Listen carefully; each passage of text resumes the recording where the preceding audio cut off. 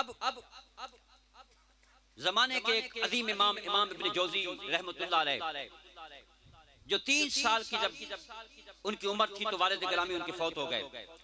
और ये वो बंदे हैं कि वो कहते हैं कि मैंने अपनी इन उंगलियों के साथ 2000 जिल्दें यानी किताबों की जिल्दें मैंने मुकम्मल की हैं। इन उंगलियों के साथ 2000 किताबों की जिल्दें मुकम्मल की। और ये वो बंदे हैं कि जिन्होंने 250 किताबें लिखी, जिसमें से किसी की जिल्द जो है वो 60 तक थी, किसी की 70 जिल्दें थी, किसी की 100 जिल्दें थी। और एक ऐसी किताब इन्होंने लिखी जिनकी 160 के करीब जिल्दें थी। इमाम इब्न जौजी रहमतुल्लाह अलैह, ये इतने बड़े इमाम थे और इतने बड़े जो है साहिब इल्म थे। और आपके सामने जो है तकरीबन लाख तालिब इल्म का मजमा आपके सामने बैठता था, लाख तालिब इल्म। मेरे ख्याल में सारा खजबा शिफ के सामने कर दे तो वो पूरा मजमा बनेगा लाख बंदे का। लाख तालिब इल्म आपके सामने होते थे जिनको आप जो है दर्स व तदरीस अता फरमाते थे, अहदीस पाक बयान फरमाते थे। और फिर लाख के करीब आपके मुरीद थे और 20,000 लोगों को आपने जो है कलमा पढ़ाया। और आप वो अजीम इंसान थे कि आप जो है जिस वक्त जो है लिखने के लिए हदीस पाक लिखने के लिए कलम को घड़ते थे, पहले जमाने में कलमे होते थे लिखने के लिए, कलमों को जब घड़ते थे ना तो उनका जो तराशा होता था, तराशा उसके ऊपर से पेंसिल जो है तराशी जाती है ना, जब एक गूदा किस्म का निकलता है, वो जो निकलती थी लकड़ी, वो तराशा निकलता था तो उसको जमा करते आते थे। लोगों ने कहा जनाब इसको आप क्यों जमा करते हैं? आपने फरमाया जब वक्त आएगा तो मैं आप लोगों को बताऊंगा। और जिस वक्त वो फौत होने लगे आपने वसीयत की कि जिस वक्त मैं फौत हो जाऊं और मेरा जो है वो पानी मुझे गुस्ल देने के लिए पानी जो है गर्म किया जाए तो इस तराशों के साथ पानी जमा किया जाए। ये वो अदीम हस्ती हैं।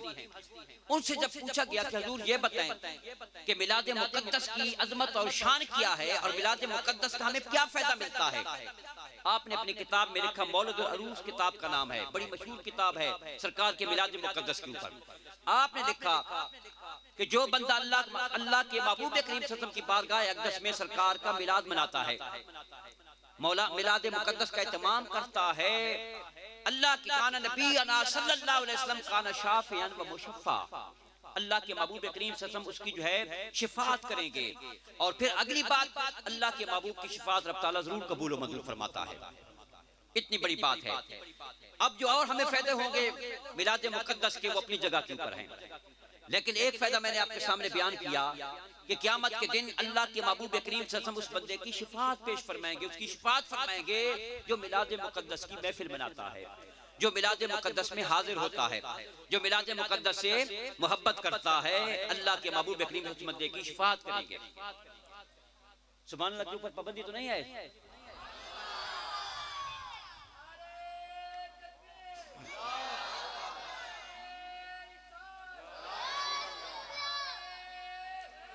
क्या बात थी?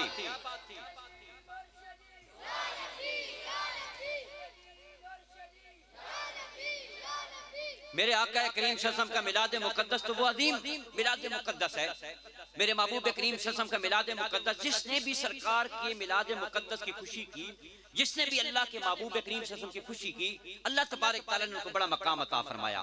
सैयदना मूसा अलैहिस्सलाम, इमाम हाकिम ने बयान फरमाया इस बात को, और इमाम अहमद बिन हंबल ने भी इस बात को बयान फरमाया। बड़ी पुख्ता बात है। हज़रत मूसा अलैहिस्सलाम अपनी अलवा को जब देख रहे थे ना, जो उनके ऊपर किताब नाज़िल हुई थी तौरात मुकद्दस, देख रहे थे, उसमें देखा कि एक ऐसी उम्मत का जिक्र आ गया वहां पर कि जिस वक्त वो किताब पढ़ती है ना अपने नबी की, तो वो किताब उनके सीने में जमा हो जाती है, महफूज हो जाती है, हिफ्ज हो जाती है।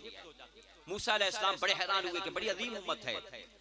मूसा अलैहिस्सलाम ने जब आगे पढ़ा ना उस किताब को, उन्होंने देखा कि कैसी अजीम उम्मत है कि जिस वक्त वो दुआ के लिए हाथ बुलंद करती है, अल्लाह तबारक तआला उनकी दुआओं को कबूल और मंजूर फरमाता है। मूसा अलैहिस्सलाम ने कहा वाह क्या अजीम उम्मत है। मूसा अलैहिस्सलाम और आगे चले अपने अरवा को पढ़ते हुए, और आगे देखा तो मूसा अलैहिस्सलाम ने देखा कि कैसी अजीम उम्मत है, जब नेकी का इरादा करती है तो अल्लाह तबारक तआला उस उम्मत को एक नेकी का सवाब अता फरमाता है, और जब वो नेकी कर लेती है तो अल्लाह ताला 10 नेकियों का सवाब अता फरमा देता है। और जब वो बुराई का इरादा करती है, अगर वो बुराई नहीं करती तो कुछ नहीं लिखा जाता, खुदा ना खास्ता अगर बुराई करती है तो एक बुराई का उसके जो है मुकद्दर में लिखा जाता है। अब वो अदीम उम्मत आगे पड़ा, ये वो अदीम उम्मत है कि जिसको अल्लाह ताला ने इल्मुल अव्वलीन वल आखिरीन अता फरमा दिया। अब मूसा अलैहिस्सलाम बड़े हैरान हुए, कई दिनों तक मूसा अलैहिस्सलाम गौर फिक्र में रहे। अब गौर फिक्र करते करते इस नतीजे पर पहुंचे कि रब ताला की बारगाह में हाजिरी दी, रब ताला की बारगाह में अर्ज किया कि बाइला एक ऐसी उम्मत आने वाली है जिसका ये मकाम होगा, जिसका ये मकाम होगा, जिसका मकाम होगा दुआ करेंगे तो कबूल हो जाएगी, नेकी का इरादा करेंगे तो रब ताला नेकी का सवाब अता फरमा देगा, बुराई का इरादा करेंगे तो फिर जो है कोई गुनाह नहीं लिखा जाएगा, बुराई करेंगे तो वो एक गुनाह लिखा जाएगा, इल्मुल अव्वलीन आखिरीन उनके पास होगा, बाइला करम अता फरमा दे, ये उम्मत मुझे अता फरमा दे, ये मेरी उम्मत है ना। फरमाया नहीं मूसा, ये मेरे महबूब मोहम्मद मुस्तफा की उम्मत है, ये उम्मत मैंने अपने महबूब मोहम्मद मुस्तफा को अता फरमाई है। जब मूसा अलैहिस्सलाम को रब ताला ने ये फरमाया, अर्ज की बाइला मैं आपकी बारगाह में एक रिक्वेस्ट पेश करता हूँ, दरखास्त पेश करता हूँ, करम नवाज़ी अता फरमा दे, अपने महबूब को और उम्मत अता फरमा दे, ये मुझे अता फरमा दे। ये तो बड़ी दिलनशीन उम्मत है, बड़ी बरकत वाली उम्मत है और बड़े जो है मकामात और मर्तबे वाली उम्मत है। दुआ करती है तो दुआ कबूल हो जाती है, किताब पढ़ती है तो उसके सीने के अंदर में आ जाती है, इल्मुल अव्वलीन अल आखिरीन उसके पास है, मेहरबानी करम नवाज़ी अता फरमा दे। जब मूसा अलैहिस्सलाम ने रब ताला की बारगाह में अर्ज की, बारिला ने फरमाया मेरे महबूब मोहम्मद मुस्तफा की उम्मत है, ऐ मूसा ये जो मकामात मर्तबे मैंने इनको अता फरमाए अपने महबूब की वजह से अता फरमाए हैं, ये तुम्हें मैं नहीं दे सकता। अब मूसा अलैहिस्सलाम ने जब देखा कि वो उम्मत तो मुझे नहीं मिल सकती, लेकिन उम्मत का आशिक हो गया, उस उम्मत का आशिक हो गया। नबी की बात तो बाद में है ना, जिस उम्मत का नबी आशिक हो जाए फिर उस नबी का क्या मकाम मर्तबा होगा, नबी के साथ क्या ताल्लुक होगा। मूसा अलैहिस्सलाम उस उम्मत का आशिक हो गया। अब रब ताला की बारगाह में आज की बारिला करम नवाज़ी अता फरमा, ये जो ऐसी उम्मत है इसके नबी का क्या मकाम मर्तबा होगा, करम नवाज़ी अता फरमा। मुझे तू वो उम्मत नहीं दे सकता, ना दे, मैं तुझसे जो है ये रिक्वेस्ट नहीं करता, दरखास्त नहीं करता, लेकिन करम नवाज़ी अता फरमा दे, मुझे उस उम्मती में से एक उम्मती बना दे, मुझे उस उम्मत में से एक उम्मती बना दे। सुभान अल्लाह कहे ना, सुभान अल्लाह गज बज की होनी चाहिए। मुझे उस उम्मत में से एक उम्मती बना दे। जिस वक्त अल्लाह ताला की बारगाह में मूसा अलैहिस्सलाम ने जब ये कहा ना, अब ये असल मकसद वाली बात थी, मुझे उस उम्मत में से एक उम्मती बना दे, मैं उसका उम्मती बनना चाहता हूँ, ये बात थी अल्लाह ताला की बारगाह में पसंदीदा हो गई।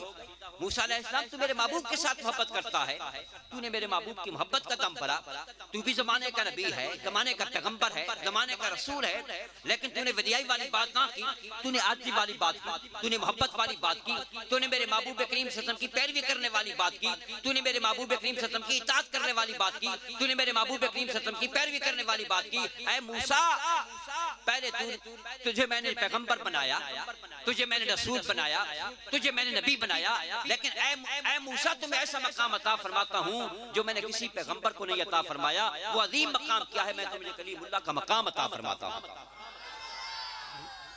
नतीजा क्या निकला कि मूसा अलैहिस्सलाम को रब ताला ने जब मकाम अता फरमाया तो मेरे आका मोहम्मद मुस्तफा की वजह से मकाम अता फरमाया, और कलीमुल्लाह का मकाम किसी नबी को भी नहीं मिला। तमाम नबी जो हैं अल्लाह तबारक ताला के साथ जब बात करते हैं डायरेक्ट डायलिंग में बात नहीं करते, जिब्राइल में अमीन, दरमियान में जिब्राइल अमीन होते हैं, लेकिन ये वाहिद नबी है मूसा कलीमुल्लाह जो रब ताला की बारगाह में जो डायरेक्ट बात करते हैं। फरमाया मूसा हम तुम्हें ये मकाम अपने महबूब मोहम्मद मुस्तफा की वजह से अता फरमाते हैं। अता बनकर, सखा बनकर, करम बनकर, हया बनकर, खुदा का नूर उतराया मोहम्मद मुस्तफा बनकर। अल्लाह ताला ने मूसा अलैहिस्सलाम पर मेरे महबूब मोहम्मद मुस्तफा की वजह से ये करम नवाज़ी अता फरमाई। और जिस वक्त मेरे महबूब करीम सल्लल्लाहु अलैहि वसल्लम कायनात की तशरीफ लाते हैं, सरकार का मिलाद मुक़द्दस का वक्त आता है, उस वक्त मेरे महबूब करीम सल्लल्लाहु अलैहि वसल्लम के दादा पाक हज़रत अब्दुल मुत्तलिब रज़ी अल्लाह ताला अन्हु आप खाना काबा शरीफ के अंदर में आप तशरीफ फरमा हैं, वहाँ पर जलवागर हैं, लेकिन इंतजार के अंदर में हैं कि रब ताला करम नवाज़ी अता फरमाने वाला है। वो सितारा तुलू हो चुका है, सफेदे से तुलू हो चुका है, जिसमें ये लिखा हुआ है कि मेरे महबूब मोहम्मद मुस्तफा के आने का वक्त हो गया है। हजरत अब्दुल मुत्तलिब इंतजार में बैठे हुए हैं, इतने में एक लोंडी भागती हुई आती है। फरमाया अब्दुल मुत्तलिब रब ताला ने करम नवाज़ी अता फरमा दी, अल्लाह तबारक ताला ने तुम्हें हसीन जमील एक शहजादा अता फरमाया है, पोता नसीब फरमाया है। हजरत अब्दुल मुत्तलिब अपने डंडे को उठाते हैं। अब डंडे को उठाकर आगे चलते हैं, भागते हैं, जल्दी जल्दी अपने जो है बेटे शहजादे हज़रत अब्दुल मुत्तलिब के दरवाजे के ऊपर पहुंच जाते हैं। हज़रत अब्दुल्ला के दरवाजे के ऊपर पहुंचकर जब दरवाजे के करीब जाते हैं, दरवाजा खटखटाते हैं, दरवाजा नहीं खुलता, फिर दरवाजा खटखटाते हैं, फिर दरवाजा नहीं खुलता। जब 2 दफा खटखटाया, तीसरी दफा जब खटखटाने लगे, साथ में 2 बड़े रहीम शहीम इंसान खड़े थे, बड़े हसीन चेहरे वाले, बड़े जमील चेहरे वाले, बड़े मनी चेहरे वाले, बड़ी सोनियों दाने वाले 2 अजीम इंसान खड़े थे। उन्होंने फरमाया अब्दुल मुत्तलिब अब तुम्हारा वक्त नहीं है, यहाँ पर क्यों आए हो? अर्ज़ की जनाब मेरे जो शहजादे पैदा हुए हैं, मेरे पोते पैदा हुए हैं, मैं उनकी ज़ियारत करने के लिए आया हूँ। फरमाया तुम उनकी ज़ियारत नहीं कर सकते। क्यों ज़ियारत नहीं कर सकता? तुम मेरे घर में आने वाले कौन हो? उन्होंने कहा हम रब ताला के फरिश्ते हैं, हमारी ये ड्यूटी लगी है, हम चौकीदार बन के खड़े हैं मोहम्मद मुस्तफ़ा करीम सल्लल्लाहु अलैहि वसल्लम के दरवाजे के ऊपर। आज तुम ज़ियारत नहीं करोगे, आज अर्श वाले ज़ियारत करेंगे। आज तुम ज़ियारत नहीं करोगे, आज लौ वाले ज़ियारत करेंगे। आज तुम ज़ियारत नहीं करोगे, आज कुर्सी वाले ज़ियारत करेंगे। आज तुम ज़ियारत नहीं करोगे, आज अर्श वाले ज़ियारत करेंगे। आज तुम ज़ियारत नहीं करोगे, आज फरिश्ते ज़ियारत करेंगे। आज तुम ज़ियारत नहीं करोगे, आज 7वें आसमान वाले ज़ियारत करेंगे। आज तुम ज़ियारत नहीं करोगे, आज 5वें आसमान वाले ज़ियारत करेंगे।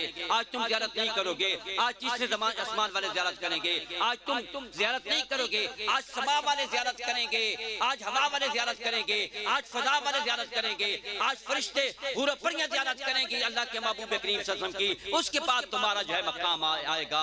फिर फरमाया आ गया जिसका नहीं है कोई सानी वो रसूल, और जगत पर है जिसकी हुक्मरानी वो रसूल।